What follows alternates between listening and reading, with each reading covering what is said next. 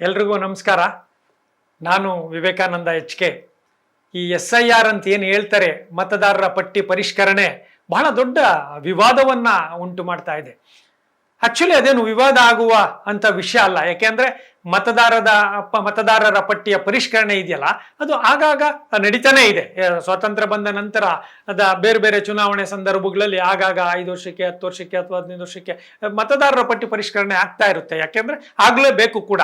ಅಂದ್ರೆ ಈಗ ಯಾರೋ ಊರು ಬಿಟ್ಟು ಹೋಗ್ತಾರೆ, ಅಡ್ರೆಸ್ ಚೇಂಜ್ ಆಗುತ್ತೆ, ಸತ್ತೋಗ್ತಾರೆ, ಇನ್ಯಾರೋ ಸೇರಿಸ್ಬೇಕು, ಇನ್ಯಾರೋ ಯುವಕರ ಏಜು ಈ ತರದ ಅನೇಕ ಕಾರಣಗಳಿಗಾಗಿ ಮತದಾರರ ಪಟ್ಟಿ ಪರಿಷ್ಕರಣೆ ನಿರಂತರ ಆಗ್ತಾನೆ ಇರುತ್ತೆ.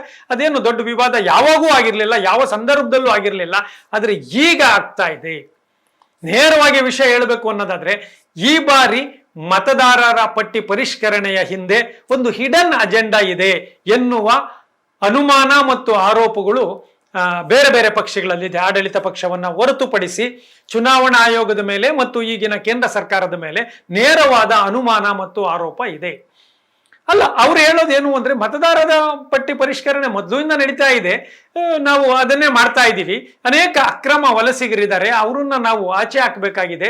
ಇತ್ತೀಚೆಗೆ ಅಕ್ರಮ ವಲಸಿಗರ ಕಾಟ ಜಾಸ್ತಿ ಆಗಿದೆ, ಮುಖ್ಯವಾಗಿ ಬಾಂಗ್ಲಾದೇಶ ಮತ್ತು ಬೇರೆ ಬೇರೆ ಸುತ್ತಮುತ್ತ. ಅಂಥವರನ್ನ ತೆಗೆದಾಕೋದಾದ್ರೆ ನಿಮಗೆ ಯಾಕೆ ಅನುಮಾನ ಅನ್ನುವಂತಹ ಪ್ರಶ್ನೆಯನ್ನ ಕೇಳ್ತಿದ್ದಾರೆ. ಸಾಮಾನ್ಯವಾಗಿ ಅಕ್ರಮ ವಲಸಿಗರನ್ನ, ಸತ್ವೋಗಿರೋರನ್ನ ಅಥವಾ ಇನ್ಯಾರೋ ಬೇರೆ ಬೇರೆ ಕಡೆ 2 ಕಡೆ 3 ಕಡೆ ಮತದಾನ ಇರೋರನ್ನ, ಅಂಥವ್ರನ್ನೆಲ್ಲ ತೆಗೆದಾಕೋದ್ರ ಬಗ್ಗೆ ಯಾರ್ದು ಅಬ್ಜೆಕ್ಷನ್ ಇರಲ್ಲ, ಅದು ಸಹಜ ಪ್ರತಿಕ್ರಿಯೆ. ಆದ್ರೆ ಈ ಸರಿ ಹಾಗಾಗ್ತಾ ಇಲ್ಲ.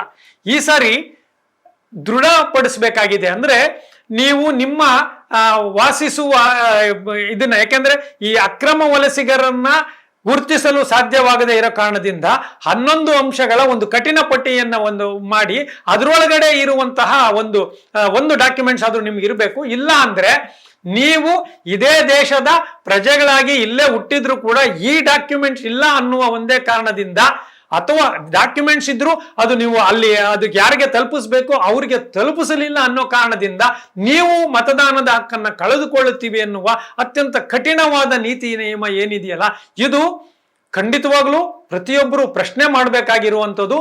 ಮತ್ತು ಇದಕ್ಕೆ ಏನಾದ್ರೂ ಪರಿಹಾರ ಕಂಡುಹಿಡ್ಕೊಳ್ಬೇಕಾಗುತ್ತೆ. ಇಲ್ಲ ಅಂದ್ರೆ ಮತದಾರರ ಪಟ್ಟಿಯ ಪರಿಷ್ಕರಣೆ ಪ್ರಜಾಪ್ರಭುತ್ವಕ್ಕೆ ಖಂಡಿತವಾಗ್ಲೂ ಮಾರಕವಾಗುತ್ತೆ. ನಾನು ಆಗ್ಲಿಂದ ಹೇಳ್ತಾ ಇರೋ ಹಾಗೆ, ಇದೊಂದು ಬೃಹತ್ ದೇಶ. ಇಲ್ಲಿ ತೀರಾ ಬಡತನ, ಎಷ್ಟೋ ಲಕ್ಷ ಕೋಟಿ ಜನಗಳಿಗೆ ಇನ್ನೂ ಆಡಳಿತ ವ್ಯವಸ್ಥೆ ರೀಚೇ ಆಗಿಲ್ಲ. ಇಂತಹ ಸಂದರ್ಭದಲ್ಲಿ ನೀವು ಈ 11 ಡಾಕ್ಯುಮೆಂಟ್ಸ್ ಅಲ್ಲಿ ಯಾವುದೋ ಒಂದು ಡಾಕ್ಯುಮೆಂಟ್ಸ್ ಕೂಡ ಇಲ್ಲದೆ ಇರುವಂತವ್ರು ಎಷ್ಟೆಷ್ಟೋ ಜನ ಇದ್ದಾರೆ. ಅವರು ಇಲ್ಲಿನ ಮೂಲ ನಿವಾಸಿಗಳೇ ಆಗಿದ್ದಾರೆ. ಆಮೇಲೆ ಕೆಲಸದ ಒತ್ತಡಗಳು, ಕಾನೂನಿನ ಸಮಸ್ಯೆ ಗೊತ್ತಿಲ್ಲದೆ ಇರೋದು, ಸಮಯ ಇಲ್ಲದೆ ಇರೋದು, ಈ ರೀತಿ ಅನೇಕವಿದ್ದಾವೆ. ಇಂತಹ ಸಂದರ್ಭದಲ್ಲಿ ಎಲ್ಲರೂ ಹೇಳೋದೇನು ಅಂದ್ರೆ, ಊರಿಗೆ ಕಳ್ಳ ಬಂದಿದ್ದಾನೆ ಅಂದ್ರೆ ಇಡೀ ಊರಿಗೆ ಬೆಂಕಿ ಹಾಕೋದು ಹೇಗೆ? ಅಕ್ರಮ ವಲಸಿಗರು ಅದನ್ನ ಬೇಕಾದ್ರೆ ನೋಡಿ, ಆ ಕೆಲವು ಪರ್ಸೆಂಟ್ ಅಕ್ರಮ ವಲಸಿಗರನ್ನ ಗುರುತಿಸುವಲ್ಲೂ ನೀವು ವಿಫಲರಾಗಿ, ಈಗ ಅದರ ನೆಪದಲ್ಲಿ ಅನೇಕ ಇಲ್ಲಿನ ಬಡ ಜನರು, ಆದಿವಾಸಿ ಜನರು, ಅಲ್ಪಸಂಖ್ಯಾತರ ಮೇಲೆ ದಾಳಿ ಮಾಡಿ ಅವರನ್ನ ಉದ್ದೇಶಪೂರ್ವಕವಾಗಿ ಮತದಾರರ ಪಟ್ಟಿಯಿಂದ ನೀವು ಆಚೆ ಹಾಕುವ ಕ್ರಿಯೆ ನಡೀತಾ ಇದೆಯಲ್ಲ, ಇದ್ರ ವಿರುದ್ಧ ಎಲ್ಲರೂ ಸಾಮಾನ್ಯ ಜನರು ಪ್ರಶ್ನೆ ಮಾಡಬೇಕು ಅಂತ. ಇದನ್ನ ಪಕ್ಷಾತೀತವಾಗಿ, ಧರ್ಮಾತೀತವಾಗಿ ಪ್ರಶ್ನೆ ಮಾಡಬೇಕಾಗುತ್ತೆ. ಯಾಕಂದ್ರೆ ಪ್ರಜಾಪ್ರಭುತ್ವದಲ್ಲಿ ಮತದಾನದ ಹಕ್ಕು ಬಹಳ ಮುಖ್ಯ ಆಗುತ್ತೆ. ಜೊತೆಗೆ ನನಗೆ ಇದೊಂದೇ ಅಷ್ಟೇ ಅಲ್ಲ, ಈ ಜನಗಣತಿಗಳು ಅಥವಾ ಜಾತಿ ಜನಗಣತಿಗಳು ಎಲ್ಲ ಕೇಂದ್ರ ಮತ್ತು ರಾಜ್ಯ ಸರ್ಕಾರದ ಎಲ್ಲ ಗಣತಿಗಳ ಬಗ್ಗೆ ಕೂಡ ಜಿಗುಪ್ಸೆ ಬರಕ್ ಶುರುವಾಗ್ತಾ ಇದೆ. ನಾವು ನಮ್ಮ ಪ್ರತಿನಿಧಿಗಳನ್ನ, ನಮ್ಮ ಮುಖ್ಯಮಂತ್ರಿಯನ್ನ, ನಮ್ಮ ಸಂಸತ್ ಸದಸ್ಯರು ಮತ್ತು ಪ್ರಧಾನಮಂತ್ರಿಗಳನ್ನ ನಂಬಿ ನಾವು ಮತ ಹಾಕ್ತಿವಿ. ಇದನ್ನ ಜ್ಞಾಪಕ ಇಟ್ಕೊಳ್ಳಿ. ಆದ್ರೆ ಅವ್ರು ಯಾರು ನಮ್ಮನ್ನ ನಂಬ್ತಾನೆ ಇಲ್ಲ, ನಂಬೋದೇ ಇಲ್ಲ ನಮ್ಮನ್ನ. ಅಂದ್ರೆ ಯಾರೋ ಕೆಟ್ಟೋರಿದ್ದಾರೆ ಅಂತ ಹೇಳಿ ನಮ್ಮನ್ನ ಎಷ್ಟು ಸರಿ ನೀವು ಪರೀಕ್ಷೆಗೊಳಪಡಿಸ್ತೀರಿ? ನೀನು ಈ ದೇಶದ ಪ್ರಜೆ, ನೀನು ಇಲ್ಲೇ ಹುಟ್ಟಿರೋದು, ಇದೇ ತಂದೆ ತಾಯಿಗೆ ಹುಟ್ಟಿದೀವಿ, ಇದೇ ಜಾತಿಗೆ ಹುಟ್ಟಿದೀವಿ ಅಂತ ಎಷ್ಟು ಸಾರಿ ಇಷ್ಟು ವರ್ಷ ಆದ್ಮೇಲೂ ಡಾಟಾ ಕಲೆಕ್ಟ್ ಮಾಡಿ ಮತ್ತೆ ಅದನ್ನೇ ಮಾಡ್ತಾ ಇರ್ತೀರಿ. ಅದನ್ನದು ಒಂದು ದೊಡ್ಡ ರಾಜಕೀಯ ಪಿತೂರಿಯ ಭಾಗವಾಗಿ ಅದನ್ನ ಮಾಡ್ತೀರಲ್ವಾ? ಹೇಗೆ ನಾವು ಮತ್ತೆ ಅದನ್ನು ದೃಢಪಡಿಸೋದಕ್ಕೆ ಒಂಥರ ನಮ್ಗೆ ಅವಮಾನ ಮಾಡ್ಲಿಕ್ಕೆ ಸಾಧ್ಯ ಆಗೋದಿಲ್ವಾ? ನಾವು ನಿಮ್ಮನ್ನ ನಂಬಿ ಅಲ್ಲಿ ಕೂರಿಸಿರೋದೇನಕ್ಕೆ? ಕಳ್ಳರು ಮೋಸಗಾರರನ್ನ ಹಿಡಿಲಿಕ್ಕೆ ಒಂದು ವ್ಯವಸ್ಥೆಗಳನ್ನ ಮಾಡ್ಕೊಳ್ಳಿ. ಅಲ್ಲಿ ವಿಫಲರಾಗಿ ನೀವು ಮಾಮೂಲಿ ಒಳ್ಳೆಯವರನ್ನು ಕೂಡ ಎಷ್ಟು ಸರಿ ಪರೀಕ್ಷೆಗೆ ಒಳಪಡಿಸ್ತೀರಿ? ಈಗ ಉದಾಹರಣೆಗೆ ಈ ಬಸ್ ಪಾಸ್ ಇದೆ, ಬಸ್ ಪಾಸ್ ತಗೊಂಡು ನಾವು ಅಲ್ಲಿ ಹೋದ್ರೆ ಅವ್ರ ಬಸ್ ಪಾಸ್ ಜೊತೆ ನಿಮ್ಮ ID ಕಾರ್ಡ್ ತೋರಿಸಿ ಅಂತ ಕೂಡ ಹೇಳ್ತಾರೆ. ಅಂದ್ರೆ ಬಸ್ ಪಾಸ್ ಅಷ್ಟೇ ಸಾಕಾಗ್ತಾ ಇಲ್ಲ ಅವ್ರಿಗೆ. ನಾನು ನನ್ರಿ ಇದು ಬಸ್ ಪಾಸು, ನಾನು ಸೈನ್ ಹಾಕಿದ್ದೀನಿ ನೋಡಿ ಅಂದ್ರು, ನಿಮ್ದು ID ಕಾರ್ಡ್ ತೋರಿಸ್ತಿ ಅಂತಾರೆ. ಅಲ್ಲೂ ನನ್ನ ನಂಬೋದಿಲ್ಲ ಅವರು. ಕೇವಲ 200-500 ರೂಪಾಯಿ ಬಸ್ ಪಾಸ್ಗೆ. ಕೊನೆಗೆ ನಿಮ್ DNA ಪರೀಕ್ಷೆ ಮಾಡ್ಸೋಣ ಅಥವಾ ನಿಮ್ ತಂದೆ ತಾಯಿನ ಕರ್ಕೊಂಬನ್ನಿ ಅವ್ರೇನ ಅಂತ ಈ ಮಟ್ಟಕ್ಕೆ ಹೋಗ್ಬಿಟ್ರೆ ಹೇಗೆ ಅಂತ. ಅಂದ್ರೆ ನೀವು ಮಾಡಬೇಕು ಇಲ್ಲ ಅಂತ ನಾನು ಹೇಳೋದಿಲ್ಲ, ಆದ್ರೆ ಇಷ್ಟೊಂದು ಹಿಂಸಾತ್ಮಕವಾಗಿ ಇಡೀ ಆಡಳಿತ ಯಂತ್ರವನ್ನ ದುರುಪಯೋಗ ಪಡಿಸ್ಕೊಂಡು ನಿಮ್ದು ಜಾತಿ ಸರ್ಟಿಫಿಕೇಟ್ ತಗೊಂಬನ್ನಿ, ನಿಮ್ಮ ಮನೆ ಸರ್ಟಿಫಿಕೇಟ್ ತಗೊಬನ್ನಿ, ನಿಮ್ಮ ಆಸ್ತಿ ಸರ್ಟಿಫಿಕೇಟ್ ತಗೊಬನ್ನಿ, ನಿಮ್ಮ ಭಾಷಾ ಸರ್ಟಿಫಿಕೇಟ್ ತಗೊಂಬನ್ನಿ, ಮತ್ತೆ ಮತ್ತೆ ನಮ್ಮನ್ನೇ ನಂಬದಿಂದಂತ ವ್ಯವಸ್ಥೆ ಇದೆಯಲ್ಲ, ಇದು ಒಂಥರ ತೀರಾ ಇರಿಟೇಷನ್ ಅನ್ನ ಮಾಡ್ತಾ ಇರುತ್ತೆ. ಆ ಮನೆಗೆ ಬರೋದು, ಅದನ್ನ ಎಲ್ಲವನ್ನು ಕೇಳೋದು, ಆಸ್ತಿಗಳನ್ನ ಕಳ್ಳರನ್ನ ಹಿಡಿಲಿಕ್ಕೋಸ್ಕರ ಸಹಜವಾಗಿರುವ ವ್ಯಕ್ತಿಗಳ ಮೇಲೆ ಯಾಕೆ ಒತ್ತಡವನ್ನ ತರ್ತೀರಿ? ಇದು ನಾವು ಪ್ರಶ್ನೆ ಮಾಡ್ಕೋಬೇಕಾಗಿದೆ. ಖಂಡಿತವಾಗ್ಲೂ ಮೊದಲನೇದಾಗಿ ಅಕ್ರಮ ವಲಸಿಗರನ್ನ ಯಾರು ಬಿಟ್ಟಿದ್ದಾರೆ, ಎಲ್ಲಿ ಬಾರ್ಡರ್ ಬಂದಿದ್ದಾರೆ, ಅದು ಒಂದು ತಪ್ಪು ಸರ್ಕಾರದ ಕಡೆಯಿಂದನೇ ಆಗಿದೆ. ಎರಡನೇದಾಗಿ ಬಂದು ಇಲ್ಲಿ ಪೊಲೀಸ್ ವ್ಯವಸ್ಥೆ ಅಕಸ್ಮಾತ್ ಅಲ್ಲಿಂದ ಬಾರ್ಡರ್ ಬಂದು ಇಲ್ಲಿ ವಾಸ ಮಾಡಿ 2 ವರ್ಷ 3 ವರ್ಷ 5 ವರ್ಷ 10 ವರ್ಷ ಆದ್ರೂ ಅವ್ರನ್ನ ಗುರುತಿಸಿ ವಾಪಸ್ ಕಳಿಸದೇ ಇರುವಂತ ಪೊಲೀಸ್ ವ್ಯವಸ್ಥೆ ಅಥವಾ ನ್ಯಾಯಾಂಗ ವ್ಯವಸ್ಥೆ ಅಥವಾ ತಹಸೀಲ್ದಾರ್ ವ್ಯವಸ್ಥೆ ಏನಿದೆ, ಆ ವ್ಯವಸ್ಥೆಯನ್ನು ಕೂಡ ನಾವು ಪ್ರಶ್ನೆ ಮಾಡಬೇಕಾಗುತ್ತೆ.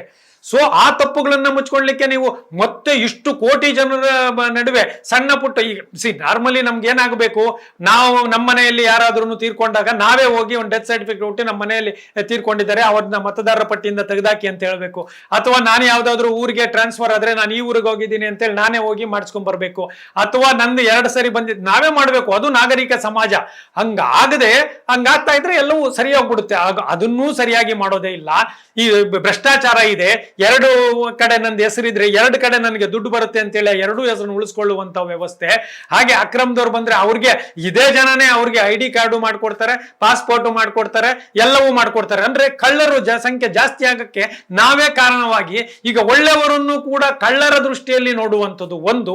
ಎರಡನೇದಾಗಿ ಅನಾವಶ್ಯಕವಾಗಿ ಒಂದು ಹಿಡನ್ ಅಜೆಂಡಾ ಇಟ್ಕೊಂಡ್ಬಿಟ್ಟು ಯಾರು ನಮ್ಮ ಪಕ್ಷಕ್ಕೆ ಹೆಚ್ಚು ಓಟ್ ಹಾಕೋದಿಲ್ಲ, ಯಾರು ನಮ್ಮ ಪಕ್ಷದ ಪರವಾಗಿಲ್ಲ, ಆ ತರದ ಮತದಾರರನ್ನ ಈ ಪಟ್ಟಿಯಿಂದನೇ ತೆಗೆದಾಕಿ ಬಿಡ್ತೀವಿ ಅಂತ ಹೇಳೋದು, ಇದೆಲ್ಲವೂ ತೀರಾ ಹಿಂಸೆ ಅಲ್ವಾ? ಮಾನಸಿಕ ಹಿಂಸೆ ಕೊಡೋದಿಲ್ವಾ?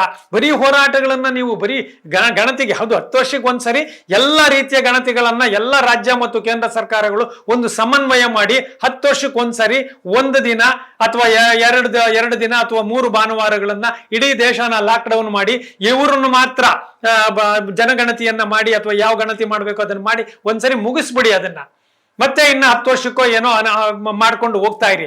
ನಿಜವಾಗ್ಲೂ ಗಣತಿ ಮಾಡ್ಬೇಕಾಗಿರೋದು ರೈತರು ಎಷ್ಟು ಬೆಲೆ, ವೈಜ್ಞಾನಿಕ ಬೆಲೆ ಎಷ್ಟು ಖರ್ಚಾಗ್ತಾ ಇದೆ, ಅಕ್ಕಿ ಬೇಳೆ ಹಣ್ಣುಗಳು ಎಲ್ಲಿ ಹೋಗ್ತಾ ಇದೆ, ಎಲ್ಲಿ ವ್ಯರ್ಥ ಆಗ್ತಾ ಇದೆ, ಎಲ್ಲಿ ಭ್ರಷ್ಟಾಚಾರ ಜಾಸ್ತಿ ಆಗ್ತಾ ಇದೆ, ಎಲ್ಲಿ ಒಂದು ಮೊಬೈಲ್ ಬೆಲೆ 10,000 ಆದ್ರೆ ಅದನ್ನ 50,000 ರೂಪಾಯಿಗೆ ಮಾರ್ತಾರೆ. ಯಾಕೆ ಅಷ್ಟು ಬೆಲೆ ಆಗ್ತಾ ಇತ್ತು? ಒಂದು ಕಾರಿನ ಬೆಲೆ 3 ಲಕ್ಷ ಒರಿಜಿನಲ್ ಇದ್ರೆ ಲಾಭ ಎಲ್ಲ ಸೇರಿ 5 ಲಕ್ಷ ಮಾರುವ ಕಾರಿನ ಬೆಲೆ 10 ಲಕ್ಷ ಎಲ್ಲ ಯಾಕೆ ಮಾರ್ತಾ ಇದ್ದಾರೆ? ಅಂದ್ರೆ ಒಂದು ಚಪ್ಪಲಿ ಬೆಲೆ ನಿಜವಾಗ್ಲೂ ಮ್ಯಾನುಫ್ಯಾಕ್ಚರಿಂಗ್ ಕಾಸ್ಟ್ 1,000 ರೂಪಾಯಿ ಇದ್ರೆ 5,000ಕ್ಕೆ ಮಾರ್ತಾರೆ. ಒಂದು ಬಟ್ಟೆಯ ಬೆಲೆ ಮ್ಯಾನುಫ್ಯಾಕ್ಚರಿಂಗ್ ಕಾಸ್ಟೇ ಬೇರೆ, ಮಾರಾಟದ ಕಾಸ್ಟೇ ಬೇರೆ.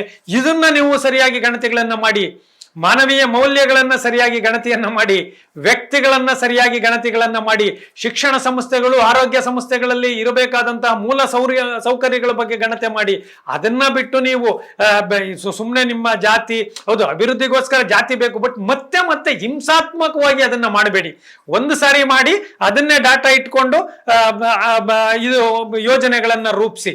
ಆ ಜೊತೆಗೆ ನೀವು ಇನ್ನೂ ಒಂದು ಮಾಡ್ಬೋದು. ಒಂದ್ಸರಿ ಗಣತಿ ಆದ್ಮೇಲೆ 10 ವರ್ಷಕ್ಕೆ ಒಂದು ಅಂದಾಜು ಪ್ರಮಾಣದಲ್ಲಿ ಮಾಡಿ. ಯಾಕಂದ್ರೆ ಖಚಿತವಾಗಿ ಬರ್ಬೇಕು ಅಂತೇನಿಲ್ಲ, ಒಂದು ಅಂದಾಜು ಇಟ್ಕೊಂಡು ಮಾಡಿದ್ರೆ ಆಗೋಯ್ತು. ಈಗ ನೋಡಿ ಎಕ್ಸಿಟ್ ಪೋಲ್ಗಳೆಲ್ಲ ಹೆಚ್ಚು ಕಡಿಮೆ ಹೇಗೆ ಒಂದು ಅಂದಾಜು ಮೇಲೆ ಮಾಡಿ ಹೆಚ್ಚು ಕಡಿಮೆ ರಿಸಲ್ಟ್ 70-80% ಕರೆಕ್ಟ್ ಆಗಿ ಕೊಡ್ತಿರಲ್ಲ, ಹಾಗೆ ಈ ಜನಗಣತಿಗಳು ಕೂಡ ಒಂದು ಅಂದಾಜು ಮೇಲೆ ಆಗ್ತಾ ಇರುತ್ತೆ. ಸೊ ಅದನ್ನ ಮಾಡುವಂತಹ ಒಂದು ಕಾರ್ಯಗಳನ್ನ ಮಾಡೋದ್ ಬಿಟ್ಟು ತೀರಾ ಹಿಂಸಾತ್ಮಕವಾಗಿ ನಿಮ್ಗೆ ಗೊತ್ತಾ, ಜನಗಣತಿ ಮಾಡುವಂತವ್ರು ಅನೇಕ ಸ್ನೇಹಿತರು ಇದ್ದಾರೆ, ಆ ಮಾಡೋರು ಕೂಡ ಹಿಂಸೆ ಅಂತ ಹೇಳ್ತಾ ಇರ್ತಾರೆ. ಇನ್ನಾಗೆ ಈ ಜನಗಳಿಗೂ ಅದ್ ಏನ್ ಮತ್ತೆ ಪ್ರಶ್ನೆ ಕೇಳ್ತಾರೆ, ಏನೇನೋ ಸಂಬಂಧಗಳು, ಒಂಥರ ಕಾಂಪ್ಲಿಕೇಟೆಡ್ ಸಂಕೀರ್ಣ ವ್ಯವಸ್ಥೆ ಒಳಗಡೆ ನಿಜವಾಗ್ಲೂ ಮತ್ತೆ ಈ ಗಣತಿಗಳನ್ನ ಮಾಡೋದು, ಅದ್ರೊಳಗಡೆ ಇನ್ನೊಂದೇನೋ ಹಿಡನ್ ಅಜೆಂಡಾ ಇಟ್ಕೊಳ್ಳೋದು, ಇದು ದೇಶ ಒಡೆಯುವ ಕೆಲಸ. ದಯವಿಟ್ಟು ಇದನ್ನ ಸರಳವಾಗಿ ಮಾಡಿ, ಸರ್ವ ಪಕ್ಷಗಳನ್ನ ಒಟ್ಟು ಮಾಡಿ ಎಲ್ಲರನ್ನ ಒಪಿನಿಯನ್ ತಗೊಂಡು ಇದು ದೇಶದ ಅಭಿವೃದ್ಧಿಗೆ ಅಂತ ಹೇಳಿ ಪಕ್ಷ ಅಥವಾ ಚುನಾವಣಾ ಆಯೋಗನು ನನಗಿಷ್ಟ ಬಂದಂಗೆ ಮಾಡೋದನ್ನ ಖಂಡಿತ ಮಾಡಬಾರ್ದು. ಈ SIR ಅನ್ನೋದ್ರಿಂದ ಬಹಳ ಅನುಮಾನಗಳನ್ನ ಬಗೆಹರಿಸಿ ಕಳ್ಳರನ್ನ ಮಾತ್ರ ಹಿಡಿಯುವ ವ್ಯವಸ್ಥೆಯನ್ನ ಮಾಡಿ, ಒಳ್ಳೆಯವರನ್ನು ಕಳ್ಳರ ತರ ನೋಡಿ ಆಮೇಲೆ ನೀವು ಒಳ್ಳೆತನದ ಸರ್ಟಿಫಿಕೇಟ್ ಕೊಡೋದಿದೆಯಲ್ಲ, ಇದು ತೀರಾ ಅಪಾಯಕಾರಿ. ಆ ಕಾರಣದಿಂದ ಈ ಬಾರಿಯ SIR ಬಗ್ಗೆ ಖಂಡಿತ ಸಮಾಧಾನ ಇಲ್ಲ.